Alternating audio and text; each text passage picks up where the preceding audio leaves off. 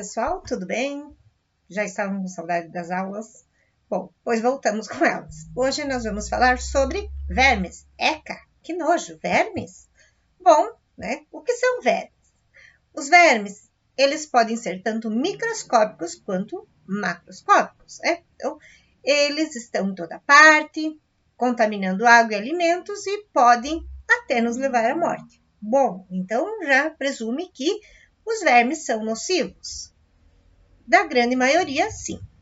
Bom, falando cientificamente, vermes são, né? Vamos caracterizar os vermes. Eles são seres pluricelulares, heterótrofos, muitos deles têm vida livre ou são parasitas de plantas e animais. E, repetindo, causam doenças. Bom, né? Vamos para a taxonomia. Eles pertencem ao reino dos animais, e aqui nós vamos trabalhar com dois filos, né? São então dois grupos dentro dos invertebrados, que é os plateumintos e nemateumintos, ou nematódia. Bom, né? O que eles têm de diferente, né? Então, os plateumintos são chamados de vermes achatados. Então, eles são planos achatados, por isso o nome, tá? Eles têm formas peculiares de reprodução. Então, a organização corporal, vocês notem ali, é o representante dos plateumintos, é o representante que nos lembra plateuminto, planária, né? Então, a planária é esse exemplar que vocês estão vendo aqui, né? Eu tenho, então, a planária com uma característica e vocês estão vendo que é um mecanismo de reprodução, né? Então, as planárias são hermafroditas, tá? Então, elas produzem, né, os dois tipos de gametas, mas elas trocam gametas, né, entre os indivíduos. Vai formar, então, né, a postura dos ovos com uma cápsula e depois, então, as planárias jovens saem, né, e vão para o ambiente o ambiente livre, geralmente água, né, no caso das planárias. E aqui nós estamos vendo que uma planária, ela pode sofrer cortes ou fissuras e ela consegue se regenerar, tá, dessas partes. Então, ela pode formar novos indivíduos. Então, eu posso cortar e ela vai formar novos indivíduos. Interessante, né? Quanto mais eu corto a planária, mais indivíduos eu tenho. Bom, agora os nemateumintos, né? Os nemateumintos também são vermes, só que eles não são achatados, eles são arredondados. Tá, mas então por que uns são achatados e por que outros são arredondados? Justamente porque eles têm uma evolução diferente, né? Uma característica evolutiva. Os vermes arredondados, eles já têm na cavidade interna um chamado, uma cavidade celomática, que nós chamamos de pseudoceloma. E ela forma como se fosse uma característica hidrostática. Então, como se fosse um balãozinho cheio de água. Ele vai ficar arredondado, tá? E já os plateumintos não tem isso. Esse grupo, né, eles possuem corpos em formato tubular e alongado. Notem, por que eu coloquei essas imagens? Aqui eu tenho indivíduos de sexos, né? Então tem dimorfismo sexual, tem macho e fêmea, o sinalzinho da bolinha com a setinha para cima é macho, bolinha com a setinha para baixo fêmea, tá? Então eu tenho alguns indivíduos, que vamos pegar o segundo, o Ascaris lumbricoides, a lombriga, tá? A fêmea é maior, o macho é menor. Então tem dimorfismo sexual entre eles, tá? E assim por diante, né? Então tem o macho e a fêmea, tem fecundação cruzada, e que isso é importante.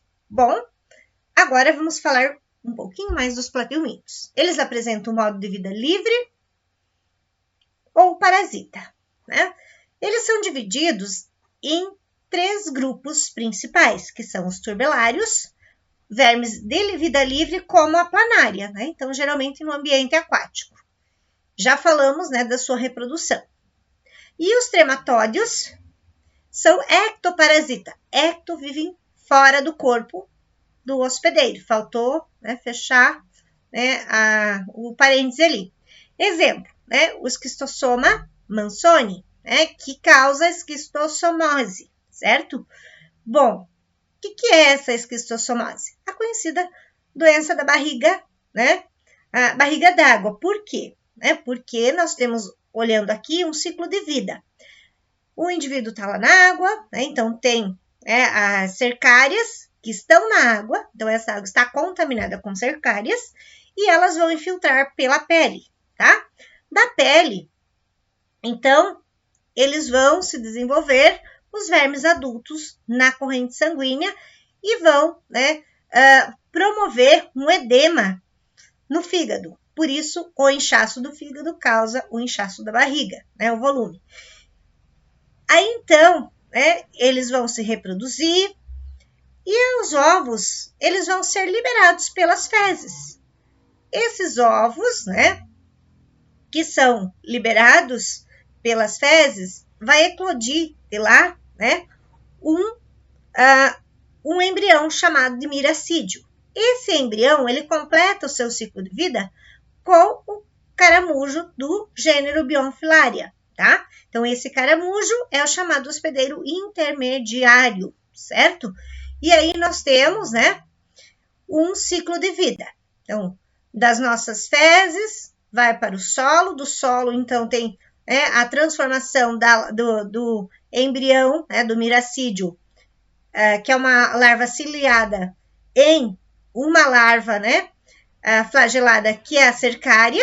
Então, nesse processo, entra o caramujo, que é o hospedeiro intermediário, e vai, então, para o homem, que é o hospedeiro definitivo. Agora, os cestoides ou cestódios, eles são endoparasitas, esses vivem dentro do corpo do ser humano.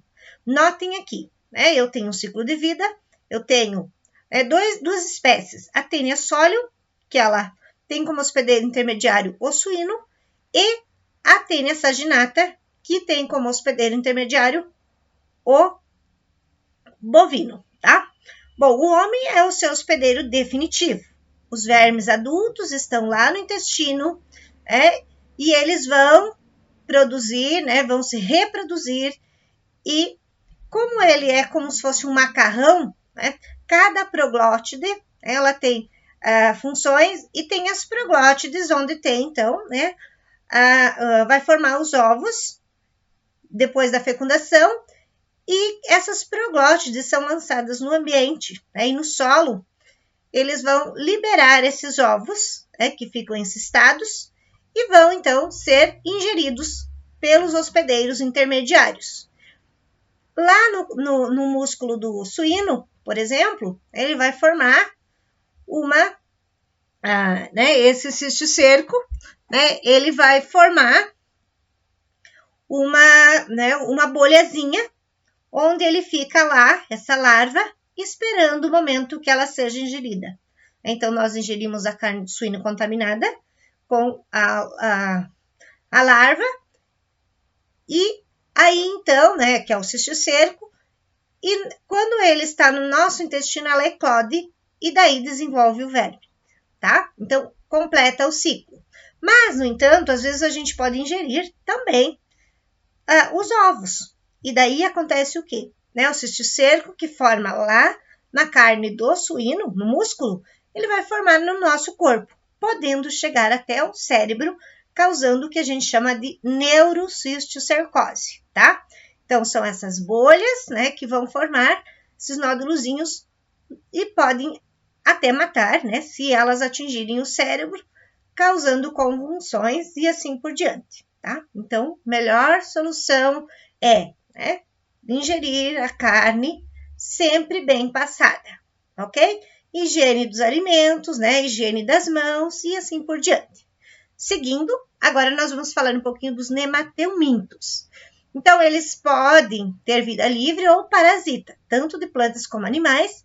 Geralmente, no ciclo de vida, não tem hospedeiro intermediário. Notem, agora aqui desaparece o hospedeiro intermediário. Eles produzem os ovos, que são eliminados nas fezes, e que, por sua vez, contaminam a água e os alimentos. E, claro, se a gente ingerir, vai estar tendo a infecção, ou a ingestão dos ovos. O ciclo evolutivo aqui da Ascaris lumbricoides. O que é a Ascaris lumbricoides? É a lombriga. Então, a lombriga, ela é uma doença bastante conhecida, certo? E ela tem, então, né, dimorfismo sexual entre macho e fêmea, né, como vocês podem ver aqui na imagem.